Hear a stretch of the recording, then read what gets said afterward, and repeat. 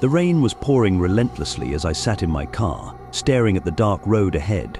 The windshield wipers were struggling to keep up, their monotonous rhythm only adding to my growing unease. I had always been afraid of driving at night, but tonight, that fear seemed to intensify. I had just finished a long day at work and was desperate to get home. The storm had come out of nowhere, and the once familiar streets now appeared sinister and unfamiliar.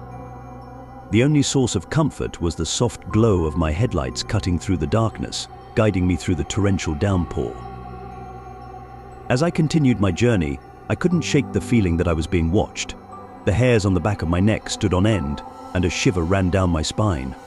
I glanced nervously at the rearview mirror, half expecting to see someone or something lurking behind me, but there was nothing.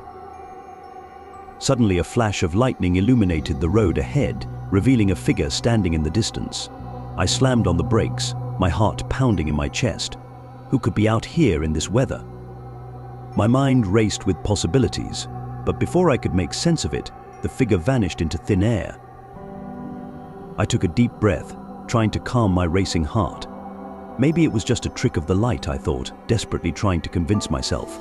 I cautiously continued driving, my eyes darting back and forth, searching for any signs of danger. Minutes turned into hours as the storm raged on, and my nerves grew increasingly frayed. The road seemed to stretch on forever, leading me deeper into the unknown. Shadows danced in the periphery of my vision, playing tricks on my weary mind.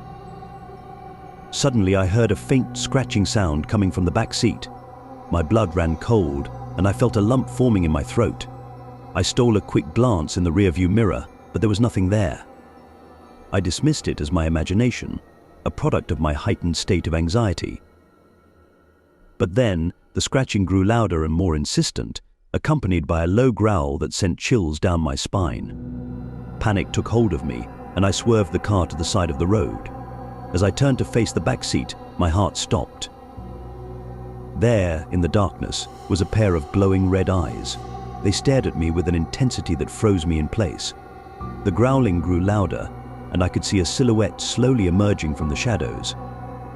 It was a creature, unlike anything I had ever seen before. Its pale, distorted face was contorted into a sinister grin, revealing rows of razor-sharp teeth. I fumbled for my phone, desperate to call for help, but the screen remained blank. The creature inched closer, its long, bony fingers reaching out towards me.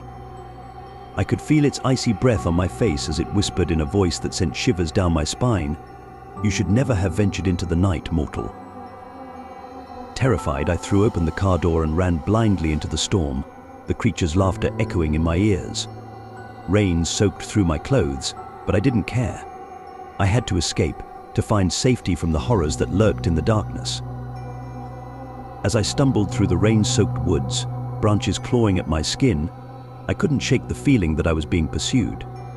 Every rustle of leaves, every snap of a twig, sent a fresh wave of terror coursing through my veins. I was trapped in a nightmare, with no end in sight. And so, I continued to run, desperately seeking refuge from the horrors that haunt me. The night has become my prison, and the darkness my tormentor. I am forever trapped in a never-ending cycle of fear and despair, forever haunted by that fateful drive on a stormy night.